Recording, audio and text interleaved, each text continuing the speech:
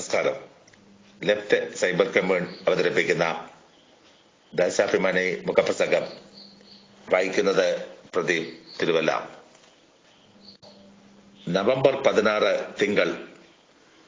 വികസനം തടയാൻ അനുവദിക്കില്ല. കേരളം ഒന്നാമതാകുന്നത് ഓരോ മലയാളിക്കും അഭിമാനകരമാണ്. എന്നാൽ കേരളം ഏറ്റവും പിറകിലായിരിക്കണമെന്നും ഒരിക്കലും ഒന്നാമത് എത്തരുതെന്നും ആഗ്രഹിക്കുന്ന ചില വികല മനസ്സുകൾ സംസ്ഥാനത്തുണ്ട്. അവർ ചില്ലറക്കാരല്ല. രണ്ട് പ്രമുഖ രാഷ്ട്രീയ കക്ഷികൾ തന്നെയാണത്, കോൺഗ്രസും BJPയും.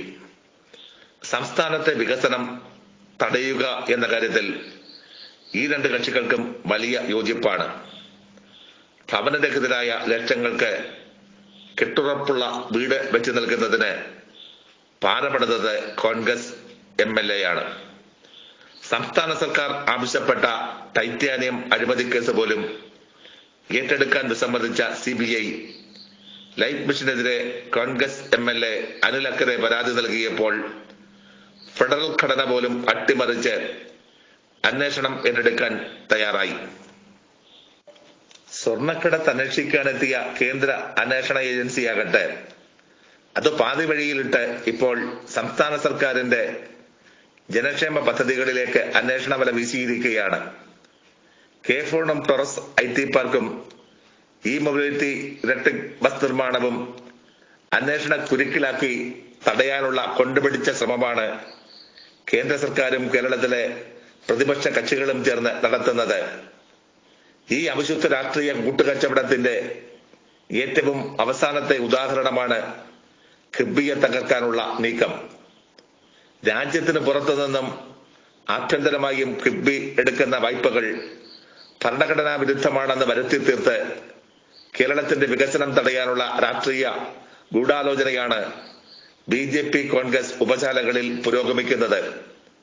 അതിന് ഭരണഘടനാ സ്ഥാപനമായ CAGയെയും ഉപകരണമാക്കുക എന്ന ഞെട്ടിക്കുന്ന വിവരമാണ് ഇപ്പോൾ പുറത്തു വന്നിട്ടുള്ളത്.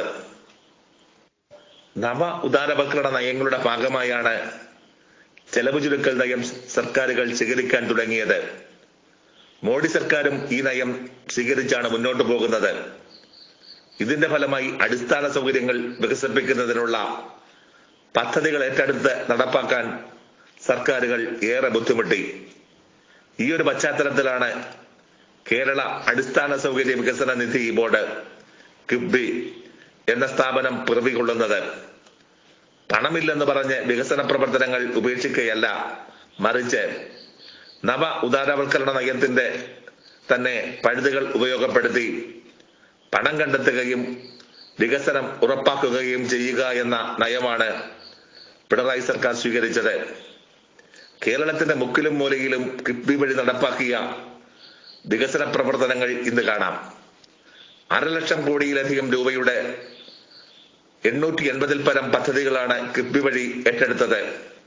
അതായത് 140 നിയമസഭാ മണ്ഡലത്തിലും ഒന്നിലധികം പദ്ധതികളാണ് കിഫ്ബി വഴി എത്തിയത്.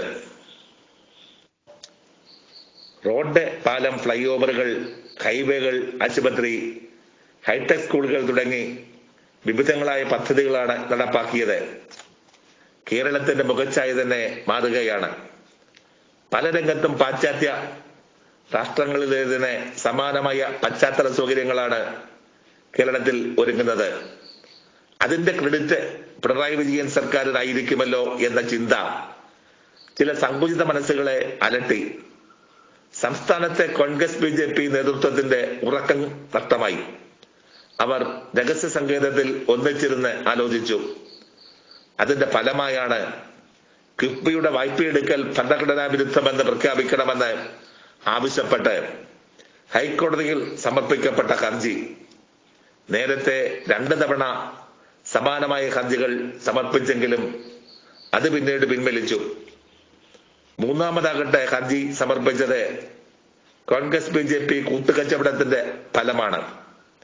KPCC general secretary advocate Mathew Kuzhalnadan വഴിയാണ് സംഘപരിവാറുമായി ബന്ധമുള്ള സ്വദേശി ജാഗരൺ മഞ്ച് നേതാവ് ഹൈക്കോടതിയിൽ ഹർജി ഫയൽ ചെയ്തിട്ടുള്ളത്. CAGയെ ഇവർ കക്ഷി ചേർക്കുകയും ചെയ്തിരുന്നു.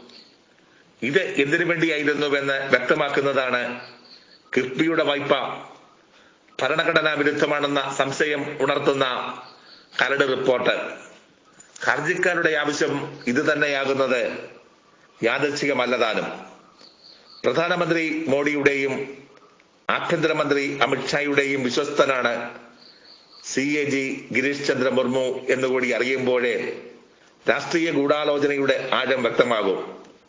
കേന്ദ്ര സർക്കാരും അവർക്ക് നേതൃത്വം നൽകുന്ന BJPയും കോൺഗ്രസും ചേർന്നുള്ള രാഷ്ട്രീയ ഗൂഢാലോചനയുടെ ഭാഗമല്ലേ ഈ നീക്കമെന്ന സംശയം ഉയർന്നതും അതുകൊണ്ട് തന്നെ.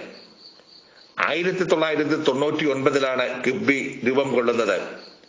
റിസർവ് ബാങ്കിന്റെയും സെബിയുടെയും ചട്ടങ്ങൾ പാലിച്ച് ഏതൊരു പൊതുമേഖലാ സ്ഥാപനത്തിനും ധനസ്ഥാപനത്തിനും വായ്പയെടുക്കാമെങ്കിൽ കിഫ്ബിക്കും അതാകാം. 1999 തന്നെ LDF സർക്കാർ കാലത്ത് കിഫ്ബി വായ്പ എടുത്തിരുന്നു. 2002 2003 UDF സർക്കാരിന്റെ കാലത്തും കിഫ്ബി വായ്പ എടുത്തിരുന്നു.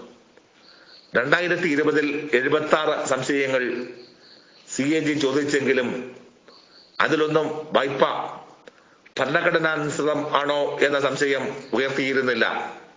എന്നാൽ ഹൈക്കോടതി ഹർജിക്ക് പിന്നാലെ CAG അത്തരമൊരു വാദം മുന്നോട്ട് വയ്ക്കുകയാണ്. എല്ലാ ഭരണഘടനാ സ്ഥാപനങ്ങളെയും ചൊൽപ്പടിക്ക് നിർത്തുന്ന മോഡി സർക്കാർ ഇപ്പോൾ രാജ്യത്തെ ഏക ഇടതുപക്ഷ സർക്കാരിനെ ഇകഴ്ത്തിക്കാണിക്കാൻ CAGയെയും ഉപകരണമാക്കുകയാണ്. ഭരണഘടനാ സ്ഥാപനത്തെ പോലും ദുരുപയോഗിച്ച് കേരളത്തിന്റെ വികസന കുതിപ്പ് തടയുകയോ അല്ലെങ്കിൽ സ്തംഭിപ്പിക്കുകയോ ചെയ്യുക എന്ന തന്ത്രമാണ് പയറ്റുന്നത്.